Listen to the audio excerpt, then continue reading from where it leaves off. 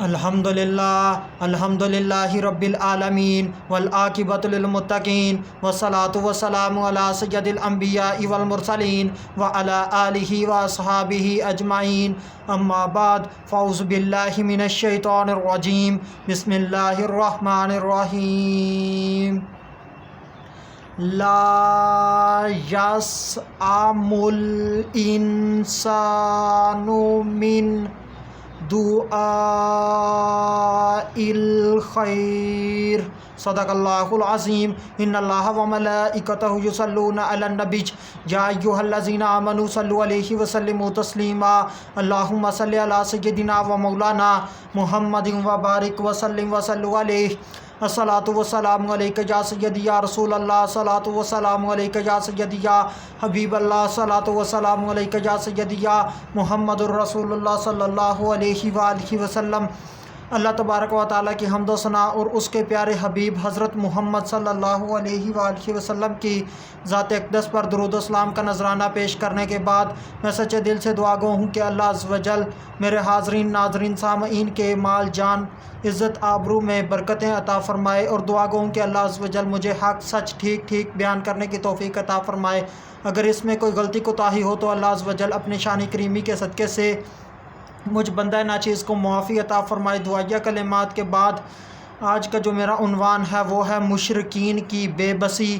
خطبہ کے اندر تلاوت کی گئی آیت کریمہ سورہ حامیم سجدہ، آیت نمبر 49 کا جز، پارہ نمبر 25، ترجمہ: آدمی بھلائی مانگنے سے اکتاتا نہیں۔ پچھلی آیت کریمہ کے اندر مشرکین کی بے بسی کا ذکر ہوا ہے۔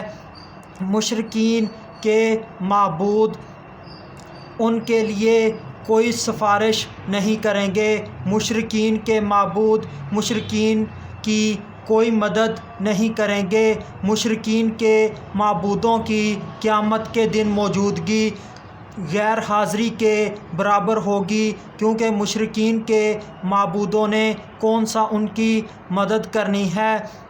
ایک قسم کے مشرکین کے معبود ان سے قیامت کے دن بچھڑ جائیں گے، گم ہو جائیں گے۔ اس کے متعلق قرآن مجید بیان کرتا ہے: اور گم ہو گئے ان سے جن کو وہ پکارا کرتے تھے اس سے پہلے، اور سمجھ لیا انہوں نے نہیں واسطے ان کے کوئی بچاؤ۔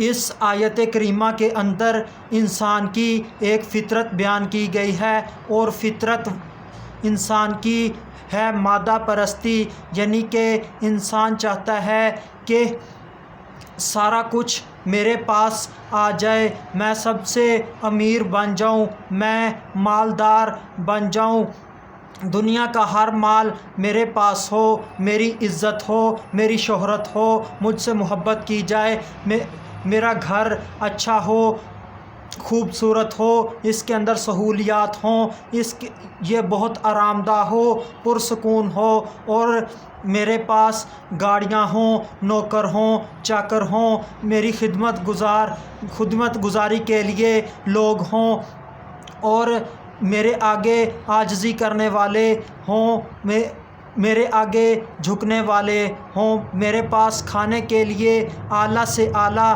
لذیذ سے لذیذ، مہنگے سے مہنگا کھانا ہو، پہننے کے لیے مہنگے سے مہنگے، اچھے سے اچھے، خوبصورت سے خوبصورت لباس ہوں، اور کھانے کے لیے لذیذ سے لذیذ کھانے ہوں، اور اسی طرح چاہتا ہے کہ میرے پاس دنیا کی ہر نعمت آ جائے، اور اسی طرح سے میری زندگی گزرے۔ انسان اب چاہتا ہے کہ میں ہواؤں میں اڑوں، وہ چاہتا ہے کہ میرے پاس اپنے ذاتی جہاز ہوں جن کے اندر میں سفر کروں۔ اس آیت کریمہ کے اندر انسان سے مراد کافر ہے، اور انسان اپنی بھلائی چاہ کر کبھی تھکتا نہیں ہے۔ سعدی نے کہا خیر سے مراد یہاں پر مال ہے، خیر سے مراد یہاں پر دولت ہے، خیر سے مراد یہاں پر عزت ہے، خیر سے مراد یہاں پر سلطنت ہے، خیر سے مراد یہاں پر صحت ہے۔ اور کافر سے مراد یہاں کون سا کافر ہے؟ ایک قول کے مطابق کافر سے مراد ولید بن مغیرہ ہے، اور دوسرے قول کے مطابق کافر سے مراد ربیعہ کے بیٹے عتبہ اور شیبہ ہیں۔ تیسرے قول کے مطابق کافر سے مراد امیہ بن خلف ہے۔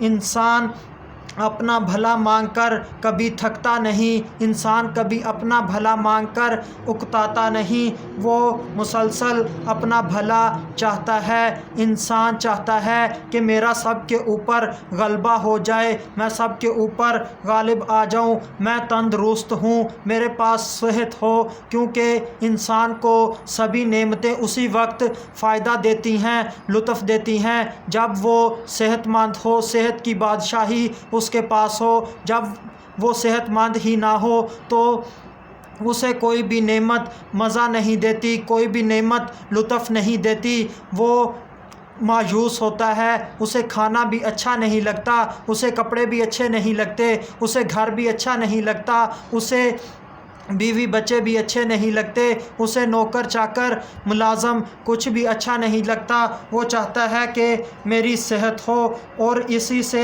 اس کی زندگی کی بادشاہی ہوتی ہے، اور چاہتا ہے کہ ہمیشہ صحت مند رہوں، کبھی بیمار نہ پڑوں، اسی طرح سے میری زندگی گزرے۔ انسان اپنے لیے صرف خیر ہی چاہتا ہے، بھلائی ہی چاہتا ہے۔ انسان فطرت کے اندر لالچی ثابت ہوا ہے۔ اگر انسان اس لیے لالچ کرے کہ میری نیکیاں بڑھ جائیں، میرا اللہ مجھ سے راضی ہو جائے، میرا نبی مجھ سے راضی ہو جائے، اور آخرت کی میں تیاری کر لوں، آخرت میں میں کامیاب ہو جاؤں، تو ایسے انسان کی لالچ اس کے لیے فائدہ مند ہے۔ اور جو انسان اس لیے لالچ کرتا ہے کہ میرے پاس دنیا کا مال آ جائے، دنیا کا مال آ جائے، دنیا میرے پاس ساری آ جائے، ساری دولت میرے پاس ہی ہو، میں سب سے امیر بن جاؤں، تو ایسا انسان دنیا کے پیچھے پڑ جاتا ہے اور فکر آخرت کو بھول جاتا ہے۔ اس طرح اس کی دنیا بھی تباہ ہو جاتی ہے اور آخرت بھی تباہ ہو جاتی ہے۔ آخر میں اللہ تبارک و تعالیٰ سے دعا ہے کہ اللہ تبارک و تعالیٰ ہمیں دنیا کی لالچ سے بچائے اور ہمیں حرص سے بچائے۔ وما علینا الا البلاغ المبین۔